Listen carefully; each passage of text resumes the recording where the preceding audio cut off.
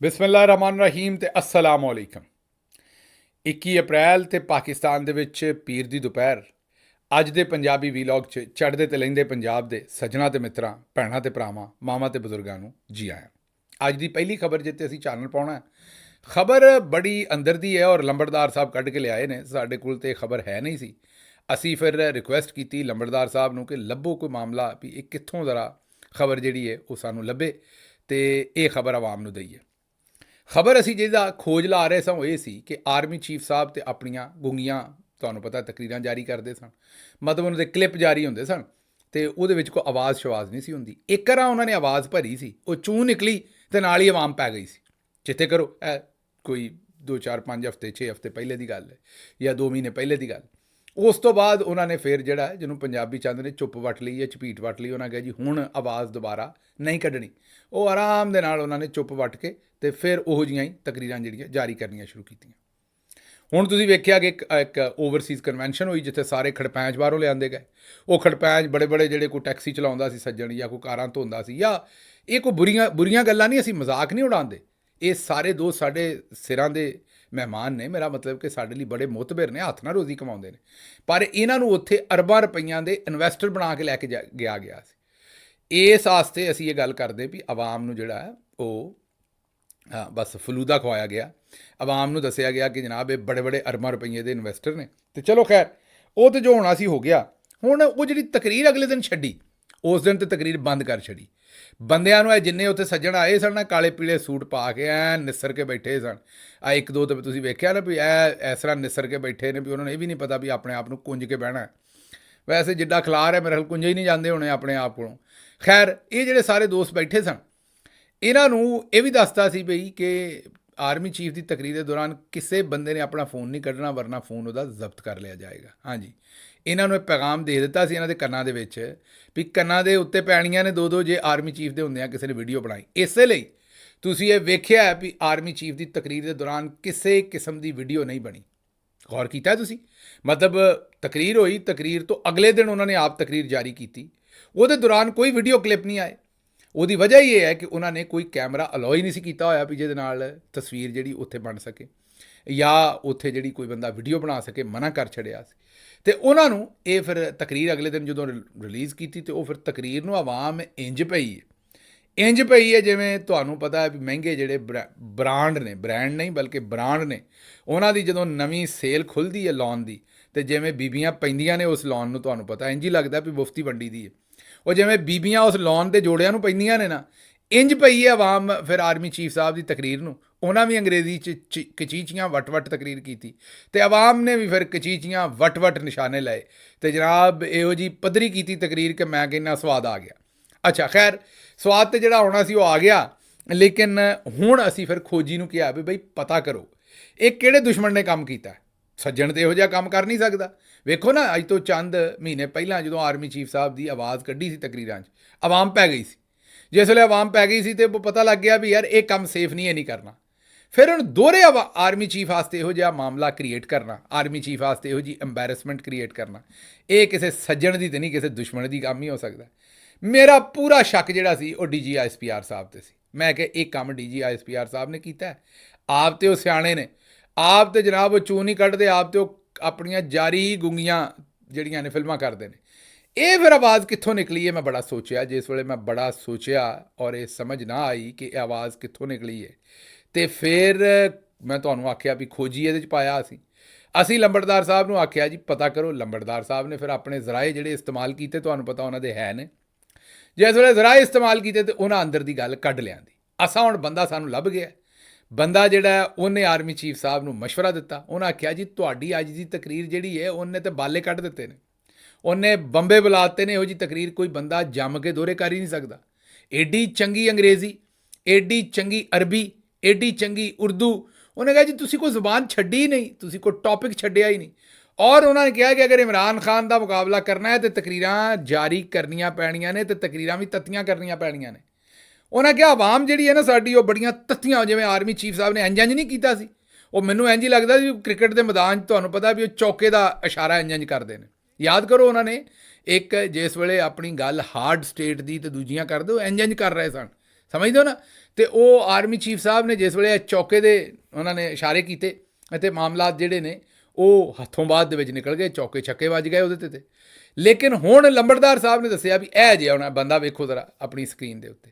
ਇਹ ਸਾਡੇ ਸੱਜਣ ਜਿਹੜੇ ਭਾਈ ਹੋਰੀ ਨੇ, ਇਹ ਉਸ ਦਿਨ ਉਹਨਾਂ ਨੇ ਵੈਸੇ ਅਨਾਜ ਘੱਟ ਖਾਧਾ ਸੀ ਸਾਡੇ ਸੱਜਣ ਨੇ, ਲੇਕਿਨ ਇਹਨਾਂ ਨੇ ਮਸ਼ਵਰਾ, ਜਾਂ ਤਾਂ ਕਿਤੇ ਲੱਗਦਾ ਭੁੱਖ ਲੱਗੀ ਸੀ ਤੇ ਬਲੱਡ ਪ੍ਰੈਸ਼ਰ ਥੱਲੇ ਹੋਇਆ ਸੀ। ਇਹਨਾਂ ਦਾ ਬਲੱਡ ਪ੍ਰੈਸ਼ਰ ਵੀ ਮੁਖਤਲਿਫ ਮਸ਼ੀਨ ਦੇ ਨਾਲ ਨਾਪਿਆ ਜਾਂਦਾ ਹੈ। ਇਹਨਾਂ ਦਾ ਬਲੱਡ ਪ੍ਰੈਸ਼ਰ ਜਿਹੜਾ ਹੈ ਨਾ ਉਹ ਮਣਾਂ ਦੇ ਵਿੱਚ ਨਾਪਿਆ ਜਾਂਦਾ ਹੈ। ਬਲੱਡ ਪ੍ਰੈਸ਼ਰ ਵੀ ਇਹਨਾਂ ਦਾ ਆਮ ਮਸ਼ੀਨ ਦੇ ਨਾਲ ਨਹੀਂ, ਉਹ ਵੱਡੇ ਟਰੱਕਾਂ ਨੂੰ ਜਿਹੜੀ ਹਵਾ ਨਹੀਂ ਭਰਦੇ ਵੱਡੇ ਵੱਡੇ ਟੈਂਕ ਲਾ ਕੇ, ਉਹਦੇ ਨਾਲ ਟੂਟੀ ਲਾ ਕੇ ਤੇ ਮਸ਼ੀਨ ਇਹਨਾਂ ਦੇ ਨਾਲ ਲਾਈ ਜਾਂਦੀ, ਉਹ ਇਹਨਾਂ ਦਾ ਬਲੱਡ ਪ੍ਰੈਸ਼ਰ ਦੱਸਦੀ ਹੈ। ਤੇ ਮੇਰਾ ਮਤਲਬ ਹੈ ਆਮ ਦੂਸਰੀ ਛੋਟੀ ਬਲੱਡ ਪ੍ਰੈਸ਼ਰ ਵਾਲੀ ਮਸ਼ੀਨ ਨਹੀਂ ਦੱਸਦੀ। ਮਤਲਬ ਇਹ ਕੋਣ ਇਹਨਾਂ ਦੇ ਜੁੱਸੇ ਤੇ ਗੱਲ ਨਹੀਂ ਕਰ ਰਹੇ, ਜੁੱਸਾ ਤੇ ਰੱਬ ਦਾ ਬਣਾਇਆ। ਮੈਂ ਦੱਸਦਾ ਇਹਨਾਂ ਦੀ ਸਾਫਤ ਏਡੀ ਵੱਡੀ ਹੈ, ਇਹਨਾਂ ਦੀ ਸਾਫਤ ਏਡੀ ਵੱਡੀ ਹੈ ਵੀ ਉਹਦਾ ਜਿਹੜਾ ਬਲੱਡ ਪ੍ਰੈਸ਼ਰ ਹੈ ਨਾ ਉਹ ਚੈੱਕ ਕਰਨ ਵਾਸਤੇ ਟਰੱਕ ਦੀ ਵੱਡੀ ਮਸ਼ੀਨ ਲਾਉਣੀ ਪੈਂਦੀ, ਕਿਉਂਕਿ ਸਾਫਤ ਇਹਨਾਂ ਦੀ ਕੋਈ ਨਿੱਕੀ ਮੋਟੀ ਨਹੀਂ ਹੈ। ਬਹਰਹਾਲ ਇਹਨਾਂ ਨੇ ਉੱਥੇ ਆਰਮੀ ਚੀਫ ਸਾਹਿਬ ਨੂੰ ਮਿਲੇ। ਅੱਛਾ, ਹੁਣ ਤੁਸੀਂ ਕਹੋਗੇ ਜੀ ਇਹ ਸਿਰਫ ਤੁਸੀਂ ਲੰਬੜਦਾਰ ਸਾਹਿਬ ਦੀ ਗੱਲ ਸੁਣ ਕੇ ਤੇ ਤੁਸੀਂ ਜਨਾਬ ਅੱਗੇ ਖਬਰ ਦੇ ਦਿੱਤੀ, ਭਾਵੇਂ ਸੱਚ ਹੋਵੇ ਜਾਂ ਨਾ। ਨਹੀਂ, ਇਸ ਤਰ੍ਹਾਂ ਨਹੀਂ। ਲੰਬੜਦਾਰ ਸਾਹਿਬ ਜਦੋਂ ਖਬਰ ਲੈ ਕੇ ਆਉਂਦੇ ਨੇ ਅਸੀਂ ਉਹਦੀ ਵੀ ਤਹਿਕੀਕ ਕਰਨੇ। ਇਹ ਜਨਾਬ ਮੁਜੀਬੁਰ ਰਹਿਮਾਨ ਸ਼ਾਮੀ ਸਾਹਿਬ ਬਜ਼ੁਰਗ ਨੇ, ਮੈਂ ਤਾਂ ਉਹਨਾਂ ਦਾ ਇਹਤਰਾਮ ਬੜਾ ਹੀ ਕਰਦਾ, ਮੇਰੇ ਤਾਂ ਬਜ਼ੁਰਗ ਨੇ, ਲੇਕਿਨ ਉਹਨਾਂ ਵੀ ਵਿੱਚ ਇੱਕ ਔਰਾ ਜਿਹਾਈ ਵੀਲਾਗ ਉਹਨਾਂ ਨੇ ਆਪਣਾ ਜਿਹੜਾ ਕਾਲਮ ਜਿਹੜਾ ਉਹ ਛੱਡ ਦਿੱਤਾ ਉਹਨਾਂ ਨੇ। ਉਹਨਾਂ ਦੇ ਪਿਛਲੇ ਦਿਨਾਂ ਇਲਜ਼ਾਮ ਵੀ ਲੱਗਾ, ਮੈਨੂੰ ਨਹੀਂ ਪਤਾ ਵੀ ਇਲਜ਼ਾਮ ਠੀਕ ਹੈ ਕਿ ਨਹੀਂ, ਉਹਨਾਂ ਕੋਲੋਂ ਪੁੱਛਾਂਗੇ ਕਿਸੇ ਵੇਲੇ ਗੱਲ ਹੋਈ। ਇਲਜ਼ਾਮ ਇਹ ਲੱਗਾ ਕਿ ਜਿਸ ਵੇਲੇ ਜ਼ਿਆਉਲ ਹਕ ਸਾਹਿਬ ਪਰੇਸ਼ਾਨ ਸਨ ਵੀ ਇਲੈਕਸ਼ਨ ਕਰਾਉਣਾ ਪੈਣਾ, ਤੇ ਇਹਨਾਂ ਆਖਿਆ ਵੀ ਤੁਸੀਂ ਇਲੈਕਸ਼ਨ ਨਾ ਕਰੋ, ਮਾਰਸ਼ਲ ਹੀ ਲਾਓ, ਅਸੀਂ ਜ਼ਿੰਮੇਦਾਰ ਹੈ, ਪਬਲਿਕ ਨੂੰ ਰਾਏ ਆਮਾਂ ਨੂੰ ਅਸੀਂ ਸੰਭਾਲ ਲਾਂਗੇ, ਅਸੀਂ ਇਹੋ ਜਿਹੇ ਕਾਲਮ ਲਿਖਾਂਗੇ, ਪਬਲਿਕ ਨੂੰ ਫਿੱਟ ਕਰ ਲਾਂਗੇ। ਇਹ ਹੁਣ ਮੈਂ ਤਾਂ ਨਹੀਂ ਮੰਨ ਸਕਦਾ ਵੀ ਸ਼ਾਮੀ ਸਾਹਿਬ ਇਹੋ ਜਿਹਾ ਕੰਮ ਕਰ ਸਕਦੇ ਨੇ, ਕਿਉਂਕਿ ਮੈਂ ਸ਼ਾਮੀ ਸਾਹਿਬ ਨੂੰ ਜਦੋਂ ਵੀ ਮਿਲਿਆ, ਮੈਨੂੰ ਤਾਂ ਉਹ ਮਰੰਜਾ ਬੜੀ ਉਹਨਾਂ ਦੀ ਜ਼ਬਰਦਸਤ ਪਰਸਨੈਲਿਟੀ ਲੱਗੀ ਹੈ, ਅਤੇ ਸੁਲ੍ਹਾ ਜੋ ਆਦਮੀ ਨੇ ਉਹ, ਅਤੇ ਇਹ ਤਾਂ ਕੋਈ ਬੜਾ ਭੈੜਾ ਬੰਦਾ ਹੀ ਕੰਮ ਕਰੇਗਾ ਇਹ ਕਿ ਜਨਾਬ ਮਾਰਸ਼ਲ ਲਾਈ ਰੱਖੋ ਅਤੇ ਤੁਸੀਂ ਘਬਰਾਓ ਹੀ ਨਾ। ਇਹ ਮੈਂ ਤੇ ਜਿਹੜਾ ਉਹਨਾਂ ਦੇ ਉੱਤੇ ਇਲਜ਼ਾਮ ਲੱਗਾ, ਮੇਰੀ ਤਾਂ ਮੰਨਣ 'ਚ ਨਹੀਂ ਆਉਂਦਾ। ਕਿਸੇ ਵੇਲੇ ਉਹਨਾਂ ਕੋਲ ਪੁੱਛਾਂਗੇ ਵੀ ਉਹਨਾਂ ਵਾਕਈ ਕੰਮ ਕੀਤਾ ਸੀ ਕਿ ਨਹੀਂ। ਬਹਰਹਾਲ ਹੁਣ ਮੁਖਤਸਰ ਇਹ ਕਿ ਉਹਨਾਂ ਨੇ ਜਿਹੜਾ ਉਹਨਾਂ ਲਿਖਿਆ ਨਾ, ਜਿਹੜਾ ਕਾਲਮ ਲਿਖਿਆ, ਉਹਦੇ 'ਚ ਉਹਨਾਂ ਵੀ ਧੂੜਾਂ ਹੀ ਪੁੱਟ ਦਿੱਤੀਆਂ ਨੇ। ਉਹਨਾਂ ਵੀ ਇੱਕ ਤਾਂ ਆਰਮੀ ਚੀਫ ਦੀਆਂ ਬੜੀਆਂ ਹੀ ਸਿਫਤਾਂ ਕੀਤੀਆਂ ਨੇ, ਫਿਰ ਉਹਨਾਂ ਮਰੀਮ ਨਵਾਜ਼ ਸਾਹਿਬਾ ਦੀਆਂ ਬੜੀਆਂ ਸਿਫਤਾਂ ਕੀਤੀਆਂ ਨੇ। ਉਹਨਾਂ ਕਿਹਾ ਜੀ ਬੰਬੇ ਬੁਲਾ ਛੱਡੇ ਨੇ ਪੰਜਾਬ ਦੇ ਵਿੱਚ, ਹਰ ਸ਼ਾਹੀ ਜਿਹੜੀ ਹੈ ਫਿੱਟ ਕਰ ਦਿੱਤੀ ਹੈ, ਨਾਲ ਆਰਮੀ ਚੀਫ ਸਾਹਿਬ ਨੂੰ ਉਹਨਾਂ ਚੁੱਕ ਦਿੱਤਾ। ਅਤੇ ਫਿਰ ਉਹਨਾਂ ਜ਼ਿਕਰ ਕੀਤਾ ਖੁਸੂਸੀ ਉਸਤਾਦ ਹੋਣਾ ਦਾ, ਉਹਨਾਂ ਜ਼ਿਕਰ ਕੀਤਾ, ਮਤਲਬ ਉਸਤਾਦ ਜਿਹੜੇ ਵੜੈਚ ਸਾਹਿਬ ਨੇ ਉਹਨਾਂ ਦਾ ਜ਼ਿਕਰ ਕੀਤਾ। ਉਹਨਾਂ ਨੇ ਆ ਕੇ ਉਹਨਾਂ ਕਿਹਾ ਚੱਲ ਉਸਤਾਦ, ਉਹਨਾਂ ਨੇ ਕਿਹਾ ਜੀ ਇਹ ਜਿਹੜੇ ਸੁਹੇਲ ਵੜੈਚ ਸਾਹਿਬ ਨੇ, ਇਹਨਾਂ ਨੇ ਕਿਹਾ ਆਰਮੀ ਚੀਫ ਸਾਹਿਬ ਨੂੰ ਕਿ ਛੱਡੋ ਆਪਣੀ ਤਕਰੀਰ ਜਨਾਬ, ਇਸ ਤੋਂ ਬਗੈਰ ਕੰਮ ਨਹੀਂ ਬਣਨਾ। ਜੇ ਤੁਸੀਂ ਤਕਰੀਰ ਨਾ ਛੱਡੀ ਤੇ ਇਹ ਮੈਦਾਨ ਦੇ ਵਿੱਚ ਪਿੰਡ ਦੇ ਵਿੱਚ ਲਾਠੀ ਨਾਲ ਲਾਠੀ ਨਹੀਂ ਟਕਰਾਣੀ, ਜੇ ਆਪਣੀ ਤਕਰੀਰ ਛੱਡੋਗੇ ਤੇ ਮਾਮਲੇ ਹੱਲ ਹੋਣਗੇ। ਫਿਰ ਆਰਮੀ ਚੀਫ ਸਾਹਿਬ ਨੇ ਜਦੋਂ ਇਹਨਾਂ ਮਸ਼ਵਰਾ ਦਿੱਤਾ, ਹਲਾਸ਼ੇਰੀ ਦਿੱਤੀ, ਲਲਕਾਰਾ ਮਾਰਿਆ।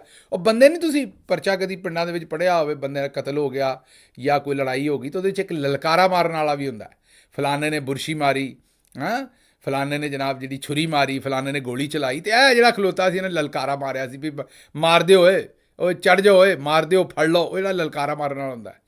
ਇਹ ਹੁਣ ਜਿਹੜਾ ਜਨਾਬ ਮੌਜੂਦਾ ਕੇਸ ਤੁਹਾਡੇ ਸਾਹਮਣੇ ਰਜਿਸਟਰਡ ਹੋਇਆ, ਜਿਹਦੀ ਕੈਜੂਅਲਟੀ ਆਰਮੀ ਚੀਫ ਸਾਹਿਬ ਦੀ ਤਕਰੀਰ ਹੋਈ ਹੈ, ਉਹਦੇ 'ਚ ਲਲਕਾਰਾ ਮਾਰਨ ਵਾਲੇ ਜਨਾਬ ਸੁਹੇਲ ਵੜੈਚ ਸਾਹਿਬ ਨੇ ਖੁਰਾਕ ਦੇ ਨਾਲ ਇਹਨਾਂ ਨੇ ਉਸ ਤਕਰੀਰ ਨੂੰ ਵੀ ਨੁਕਸਾਨ ਪਹੁੰਚਾ ਦਿੱਤਾ ਹੈ।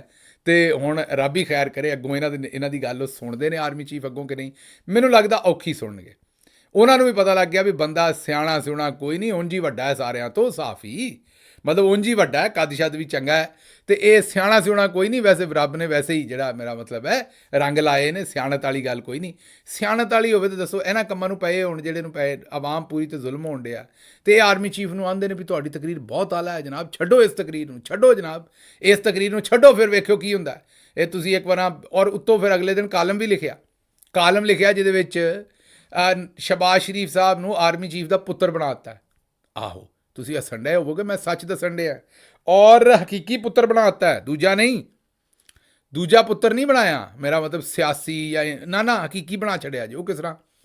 ਆਰਮੀ ਚੀਫ ਨੂੰ ਬੱਬਰ ਸ਼ੇਰ ਕਿਹਾ, ਅਤੇ ਉਹਨੂੰ ਜਿਹੜਾ ਸ਼ਬਾਜ਼ ਸ਼ਰੀਫ ਨੂੰ ਛੋਟਾ ਸ਼ੇਰ ਆਖਿਆ, ਬੱਬਰ ਸ਼ੇਰ ਦਾ ਪੁੱਤਰ ਛੋਟਾ ਸ਼ੇਰ ਆਖਿਆ, ਅਤੇ ਇਮਰਾਨ ਖਾਨ ਸਾਹਿਬ ਨੂੰ ਚੀਤਾ ਆਖਿਆ, ਅਤੇ ਆਵਾਮ ਨੂੰ ਬੱਕਰੀਆਂ ਆਖਿਆ, ਸਾਡੇ ਵਰਗੀ ਆਵਾਮ। ਉਹਨਾਂ ਆਖਿਆ ਬੱਕਰੀਆਂ ਨੇ ਰੌਲਾ ਪਾਇਆ, ਚੀਤਾ ਜਿਹੜਾ ਉਹਨੂੰ ਹੁਣ ਬੱਬਰ ਸ਼ੇਰ ਦਹਾੜਿਆ, ਅਤੇ ਛੋਟਾ ਸ਼ੇਰ ਜਿਹੜਾ ਨਾ ਉਹ ਡਰਿਆ, ਬੱਬਰ ਸ਼ੇਰ ਦੇ ਪਿੱਛੇ ਛੁਪਿਆ ਸੀ ਜਾ ਕੇ। ਅਤੇ ਹੁਣ ਜਿਸ ਵੇਲੇ ਬੱਬਰ ਸ਼ੇਰ ਦਹਾੜਿਆ, ਮਤਲਬ ਜਿਹੜੀ ਤਕਰੀਰ ਕੀਤੀ ਹੈ ਬੱਬਰ ਸ਼ੇਰਾਂ ਵਾਲੀ ਤਕਰੀਰ ਕੀਤੀ ਹੈ, ਅਤੇ ਜਿਸ ਵੇਲੇ ਬੱਬਰ ਸ਼ੇਰਾਂ ਵਾਲੀ ਤਕਰੀਰ ਕੀਤੀ ਹੈ ਅਤੇ ਛੋਟਾ ਸ਼ੇਰ ਵੀ ਨਿਕਲ ਕੇ ਆ ਗਿਆ, ਅਤੇ ਹੁਣ ਛੋਟਾ ਸ਼ੇਰ ਜਿਹੜਾ ਉਹ ਚੀਤੇ ਦਾ ਮੁਕਾਬਲਾ ਕਰੇਗਾ। ਤੇ ਇਹਨਾਂ ਨੇ ਪਹਿਲਾਂ ਵੀ ਤੁਹਾਨੂੰ ਪਤਾ ਜਾਨਵਰ ਹੀ ਬਣਾਏ ਸਨ ਸਾਰੇ। ਚੇਤੇ ਕਰੋ ਨਾ, ਜਿਸ ਵੇਲੇ ਮੋਹਸਨ ਨਕਵੀ ਸਾਹਿਬ ਤੇ ਮਰੀਮ ਨਵਾਜ਼ ਸ਼ਰੀਫ ਸਾਹਿਬਾ ਮਿਲੀਆਂ ਸਨ ਤੇ ਇਹਨਾਂ ਨੇ ਦੋਵਾਂ ਨੂੰ ਜਾਨਵਰ ਆਖਿਆ ਸੀ, ਬਲਕਿ ਦਰਿੰਦੇ ਆਖਿਆ ਸੀ। ਮਰੀਮ ਸਾਹਿਬਾ ਜ਼ਾਹਿਰ ਹੈ ਖਾਤੂਨ ਨੇ, ਫੀਮੇਲ ਨੇ, ਤੇ ਉਹਨਾਂ ਨੂੰ ਦਰਿੰਦੀ ਆਖਿਆ ਸੀ ਤੇ ਉਹਨਾਂ ਨੂੰ ਦਰਿੰਦਾ ਆਖਿਆ ਸੀ। ਉਹਨਾਂ ਨੂੰ ਪਰਿੰਦਿਆਂ ਦਾ ਦਰਿੰਦਾ ਆਖਿਆ ਸੀ ਉਕਾਬ, ਤੇ ਉਹਨਾਂ ਨੂੰ ਮਰੀਮ ਨਵਾਜ਼ ਸਾਹਿਬਾ ਨੂੰ ਸ਼ੇਰਨੀ ਆਖਿਆ ਸੀ। ਹੁਣ ਬੱਬਰ ਸ਼ੇਰ, ਸ਼ੇਰਨੀ, ਇਹ ਮੈਂ ਨਹੀਂ ਜਨਾਬ ਕਹਿ ਰਿਹਾ, ਇਹ ਸੁਹੇਲ ਵੜੈਚ ਸਾਹਿਬ ਦੇ 2 ਕਾਲਮ ਨੇ ਜਿਹੜੇ ਤੁਹਾਡੇ ਸਾਹਮਣੇ ਹੱਥ ਬੰਨ੍ਹ ਕੇ ਰੱਖ ਰਹੇ ਆ। ਬੱਬਰ ਸ਼ੇਰ, ਸ਼ੇਰਨੀ, ਛੋਟਾ ਸ਼ੇਰ ਤੇ ਚੀਤਾ ਤੇ ਬੱਕਰੀਆਂ ਤੇ ਅਕਾਬ, ਇਹ ਜਨਾਬ ਚਿੜੀਆ ਘਰ ਜਿਹੜਾ ਨਾ, ਇਹ ਸੁਹੇਲ ਵੜੈਚ ਸਾਹਿਬ, ਇਹ ਕਿਤੇ ਮੇਰਾ ਮਤਲਬ ਹੈ ਕਿਤੇ ਪੁਰਾਣੇ ਜ਼ਮਾਨੇ 'ਚ ਤੁਸੀਂ ਕਿਤੇ ਚਿੜੀਆ ਘਰ 'ਚ ਤਾਂ ਨੌਕਰੀ ਨਹੀਂ ਸੀ ਕਰਦੇ, ਮਤਲਬ ਮੇਰਾ ਮਤਲਬ ਬਾਂਦਰਾਂ ਦੀ ਕਟਿੰਗ ਸ਼ਟਿੰਗ ਕਰਦੇ ਹੋਵੋ, ਜਾਂ ਉਹਨਾਂ ਨੂੰ ਮੇਰਾ ਮਤਲਬ ਹੈ ਬਾਂਦਰਾਂ ਨੂੰ ਜਿਹੜਾ ਉਹ ਮਾਲਿਸ਼ ਮੂਲਿਸ਼ ਮਾਰਦੇ ਹੋ, ਜਾਂ ਕੋਈ ਉਹਨਾਂ ਦੀਆਂ ਜੂਆਂ ਸ਼ੂਆਂ ਕੱਢਦੇ ਹੋਵੋ, ਜਾਂ ਮੈਨੂੰ ਹੁਣ ਨਹੀਂ ਪਤਾ। ਮੇਰਾ ਮਤਲਬ ਕਿ ਇਹ ਜਿਸ ਤਰ੍ਹਾਂ ਤੁਹਾਡੇ ਕਾਲਮਾਂ ਦੇ ਵਿੱਚ ਤੁਸੀਂ ਹੋਰ ਵੀ ਕੋਈ ਗੱਲ ਕਰ ਸਕਦੇ ਹੋ, ਕੋਈ ਹੋਰ ਵੀ ਐਨੋਲੋਜੀ ਯੂਜ਼ ਕਰ ਸਕਦੇ ਹੋ। ਤੇ ਹੁਣ ਇਹ ਐਨੋਲੋਜੀ ਤੁਸੀਂ ਬੜੀ ਹੈ, ਦੁਬਾਰਾ ਸੁਣ ਲੈਣਾ ਜਨਾਬ। ਪਹਿਲੇ ਕਾਲਮ 'ਚ ਇਹਨਾਂ ਨੇ ਮਰੀਮ ਨਵਾਜ਼ ਸਾਹਿਬਾ ਨੂੰ ਸ਼ੇਰਨੀ ਆਖਿਆ, ਮੋਹਸਨ ਨਕਵੀ ਸਾਹਿਬ ਨੂੰ, ਮੈਨੂੰ ਪਤਾ ਤੁਹਾਨੂੰ ਬੁਰਾ ਲੱਗਣ ਡਿਆ, ਫਿਰ ਰਿਪੀਟ ਕਰਨ ਡਿਆ, ਪਰ ਇਹ ਜ਼ਰੂਰੀ ਹੈ ਜਿਹੜਾ ਉਹਨਾਂ ਨੇ ਰੰਗ ਭਰਿਆ, ਇਹਨੂੰ ਜ਼ਰਾ ਗੌਰ ਨਾਲ ਵੇਖੋ, ਸੁਣੋ ਗੌਰ ਨਾਲ, ਤਵੱਜੋ ਦਿਓ ਇਹਦੇ 'ਤੇ। ਪਹਿਲੇ ਕਾਲਮ ਦੇ ਵਿੱਚ ਉਹਨਾਂ ਆਖਿਆ ਕਿ ਮਰੀਮ ਨਵਾਜ਼ ਸ਼ੇਰਨੀ ਹੈ ਔਰ ਮੋਹਸਨ ਨਕਵੀ ਅਕਾਬ ਹੈ। ਇਹ ਹੁਣ ਸ਼ੇਰਨੀ ਤੇ ਅਕਾਬ ਦਾ ਉੱਥੇ ਉਹਨਾਂ ਜੋੜ ਪਵਾਤਾ, ਔਰ ਉਹਨਾਂ ਆਖਿਆ ਵੀ ਉਹਨਾਂ ਦੀ ਸੁਲਾਹ ਹੋ ਗਈ ਹੈ ਤੇ ਮਾਮਲਾ ਸੈੱਟ ਹੋ ਗਿਆ, ਅੱਗੇ ਤੁਰੋ। ਔਰ ਉਹਨਾਂ ਨੇ ਜਿਹੜਾ ਬੁੱਢਾ ਸ਼ੇਰ ਆਖ ਦਿੱਤਾ, ਬੁੱਢਾ ਸ਼ੇਰ, ਜ਼ਾਹਿਰ ਹੈ ਸ਼ੇਰਨੀ ਦੇ ਵਾਲਾ ਸਾਹਿਬ ਜਿਹੜੇ ਨੇ ਉਹਨਾਂ ਨੂੰ ਬਜ਼ੁਰਗ ਸ਼ੇਰ, ਬੁੱਢਾ ਸ਼ੇਰ ਆਖ ਦਿੱਤਾ, ਉਹ ਉਹਨਾਂ ਨੇ ਨਵਾਜ਼ ਸ਼ਰੀਫ ਸਾਹਿਬ ਨੂੰ ਆਖ ਦਿੱਤਾ। ਹੁਣ ਜਿਹੜਾ ਨਵਾਂ ਉਹਨਾਂ ਨੇ ਆਰਟੀਕਲ ਲਿਖਿਆ ਹੈ ਵਿਦਨ ਵੀਕ, ਉਹਦੇ 'ਚ ਉਹਨਾਂ ਨੇ ਆਰਮੀ ਚੀਫ ਨੂੰ ਬੱਬਰ ਸ਼ੇਰ ਹੁੰਦਾ ਜਿਹੜਾ ਸਰਦਾਰ ਸ਼ੇਰ ਹੁੰਦਾ, ਜਵਾਨ ਹੁੰਦਾ, ਜਿਹੜਾ ਮੇਰਾ ਮਤਲਬ ਸਾਰਿਆਂ ਦਾ ਇਸ ਵੇਲੇ ਸਰਗਨਾ ਹੁੰਦਾ ਔਰ ਮੁਕਾਬਲੇ ਕਰਦਾ ਹਰ ਮੁਸ਼ਕਿਲ ਦੇ, ਸ਼ਿਕਾਰ ਸ਼ਕੂਰ ਵੀ ਕਰਕੇ ਦਿੰਦਾ, ਸਾਰੇ ਮਾਮਲਾਤ ਉਹ ਰਨ ਕਰਕੇ ਦਿੰਦਾ, day to day household ਸਾਰੇ ਕੰਮ ਉਹਦੇ ਹੀ ਹੁੰਦੇ ਨੇ ਸ਼ੇਰਾਂ ਦੇ ਗਰੋਹ ਦੇ ਵਿੱਚ। ਉਹਨਾਂ ਆਰਮੀ ਚੀਫ ਨੂੰ ਆਖਿਆ ਬੱਬਰ ਸ਼ੇਰ, ਤੇ ਸ਼ਬਾਜ਼ ਸ਼ਰੀਫ ਨੂੰ ਉਹਨਾਂ ਦਾ ਬੱਚਾ ਬਣਾਇਆ ਛੋਟਾ ਸ਼ੇਰ, ਤੇ ਇਮਰਾਨ ਖਾਨ ਚੀਤਾ ਜਿਹਦੇ ਨਾਲ ਮੁਕਾਬਲਾ ਹੋਣਾ, ਤੇ ਅੱਗੇ ਬੱਕਰੀਆਂ ਸਾਡੇ ਵਰਗੀਆਂ, ਠੀਕ ਹੈ ਜੀ। ਤੇ ਹੁਣ ਇਹ ਜ਼ਰਾ ਬੱਬਰ ਸ਼ੇਰ, ਬੁੱਢਾ ਸ਼ੇਰ ਤੇ ਬੈਠਾ ਨਾ ਆਪਣੀ ਖਚਾਰ ਦੇ ਵਿੱਚ ਨਵਾਜ਼ ਸ਼ਰੀਫ ਸਾਹਿਬ, ਉਹ ਤੇ ਬਾਹਰ ਹੀ ਨਹੀਂ ਨਿਕਲਦੇ, ਬੁੱਢਾ ਜੋ ਹੈ। ਸ਼ੇਰਨੀ ਮਰੀਮ ਸਾਹਿਬਾ ਨੇ, ਬੱਬਰ ਸ਼ੇਰ ਆਰਮੀ ਚੀਫ ਸਾਹਿਬ ਨੇ, ਛੋਟਾ ਸ਼ੇਰ ਜਿਹੜਾ ਚਾਚਾ ਨਿੱਕਾ ਹੈ। ਤੇ ਇਹ ਮੈਂ 3-4 ਵਾਰੀ ਰਿਪੀਟ ਕਰ ਦਿੱਤੀਆਂ ਗੱਲਾਂ, ਮੈਂ ਮਾਜ਼ਰਤੀ ਚਾਹੁੰਦਾ, ਲੇਕਿਨ ਮੈਨੂੰ ਆਪ ਨਹੀਂ ਸਮਝ ਆਉਣ ਡਈ ਵੀ ਸੁਹੇਲ ਵੜੈਚ ਸਾਹਿਬ ਨੇ ਇਹ ਕੀ ਮੇਰਾ ਮਤਲਬ ਕਜੀਆ ਖਿਲਾ ਰਿਹਾ ਸਾਰਾ, ਇਹ ਕਿਹੜਾ ਕੰਮ ਉਹ ਕਰਨ ਡਏ ਨੇ, ਤੇ ਕਿਹੜੇ ਮੇਰਾ ਮਤਲਬ ਕਹਿਣ ਦਾ ਕਿ ਤੁਸੀਂ ਇਹ ਜੰਗਲ ਤੇ ਜਾਨਵਰ ਤੇ ਕੋਈ ਸਿੱਧੀ ਸਿਆਸੀ ਗੱਲਾਂ ਕਰ ਲਓ, ਕੋਈ ਸਿਆਸੀ ਮਸਾਲਾ ਦੇ ਲਓ, ਪਤਾ ਨਹੀਂ ਸ਼ਾਇਦ ਫਿਰ ਕੋਈ ਅਨਾਜ ਅੱਗਾ ਪਿੱਛਾ ਹੋ ਗਿਆ।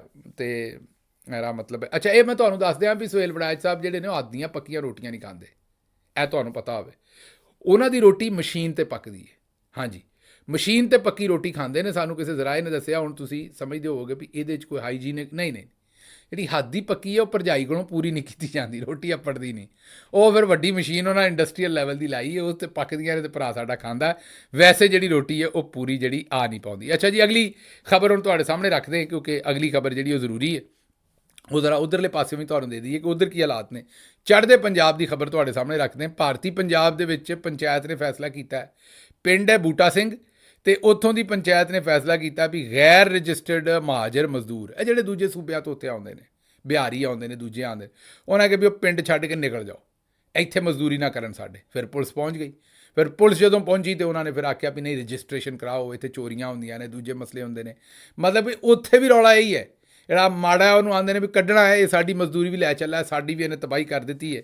ਉਹਨਾਂ ਦੇ ਨਾਲ ਮਾਮਲਾਤ ਵੀ ਇਸੇ ਤਰੀਕੇ ਨਾਲ ਹੀ ਨੇ। ਇਸੇ ਤਰ੍ਹਾਂ ਉੱਥੋਂ ਜਿਹੜੀ BBC ਨੇ ਰਿਪੋਰਟ ਕੀਤੀ ਹੈ ਵੀ ਰਾਜਸਥਾਨ ਦੇ ਵਿੱਚ ਕੋਟਾ ਮੈਡੀਕਲ ਕਾਲਜ ਹੈ ਕੋਈ, ਉੱਥੇ ਇੱਕ ਸਿਹਤਮੰਦ ਬੁੜੇ ਸ਼ਖਸ ਦਾ ਆਪਰੇਸ਼ਨ ਗਲਤ ਕਰ ਦਿੱਤਾ। ਵੀ ਸੋਚੋ, ਬੰਦਾ ਦਵਾਈ ਲੈਣ ਗਿਆ ਸੀ, ਉੱਥੇ ਬੈਠਾ ਸੀ ਗਲਤੀ ਨਾਲ, ਤੇ ਉਹਨਾਂ ਨੇ ਜਨਾਬੇ ਵਾਲਾ ਉਹਨੂੰ ਕਿਹਾ ਵੀ ਆਓ ਬਾਬਾ ਜੀ। ਬਾਬਾ ਜੀ ਨੇ ਸੋਚਿਆ ਡਾਕਟਰ ਜਿਹੜਾ ਉਹ ਮੇਰਾ ਮਤਲਬ ਹੈ ਕਿ ਕੋਈ ਦਵਾਈ ਦੇਣ ਲੱਗਾ, ਅੰਦਰ ਚੈੱਕ ਕਰਕੇ ਦਵਾਈ ਦੇਣਗੇ, ਬਾਬਾ ਜੀ ਨੂੰ ਫੜ ਕੇ ਅੰਦਰ ਲੈ ਗਏ, ਤੇ ਬਾਬਾ ਜੀ ਅੰਦਰ ਗਏ ਤੇ ਉਹਨਾਂ ਕਿਹਾ ਜੀ ਲੰਮੇ ਪੈ ਜਾਓ। ਬਾਬਾ ਜੀ ਆਰਾਮ ਨਾਲ ਲੰਮੇ ਪੈ ਗਏ।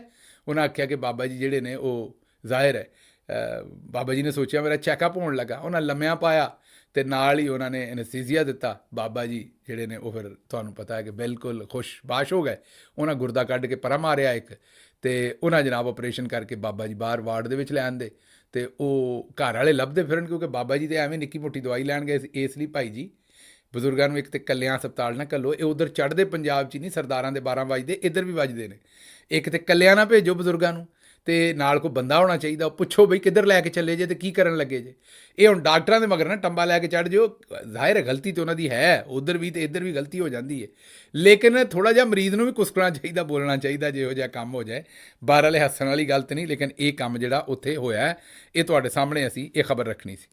ਅੱਛਾ ਜੀ, ਇਹ ਇੱਕ ਉਸਤਾਦ ਖਰਾਬ ਖਾਂ ਨੇ, ਪਤਾ ਨਹੀਂ ਕੀ ਨਾਂ ਇਹਨਾਂ ਦਾ ਰੱਖਿਆ, ਖਰਾਬ ਖਤਨੇ ਖਾਂ, ਇਹ ਪਤਾ ਨਹੀਂ ਕਿਉਂ ਇਹਨਾਂ ਨੂੰ ਉਸਤਾਦ ਖਰਾਬ ਖਤਨੇ ਖਾਂ ਕਹਿਣ ਡਏ ਨੇ।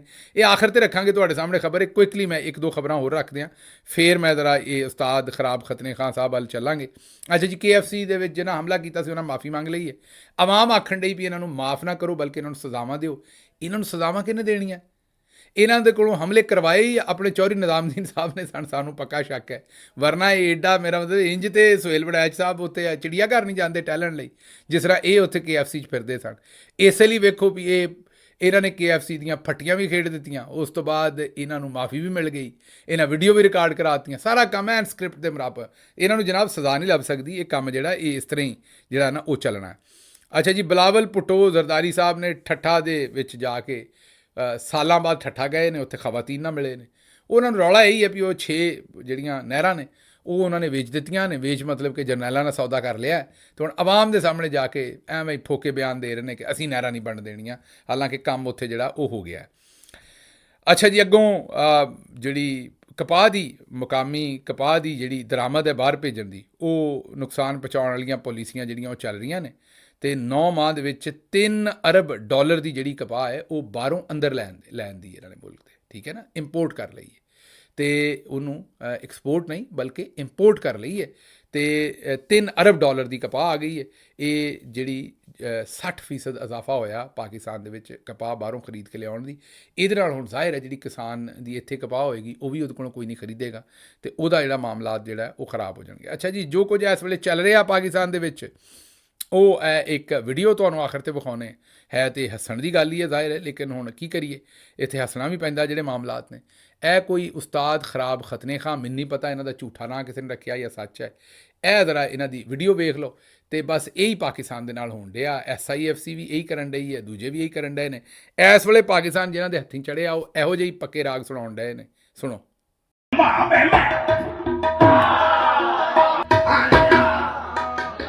ਦਿਲਾਂ ਦੀਆਂ ਗੱਲਾਂ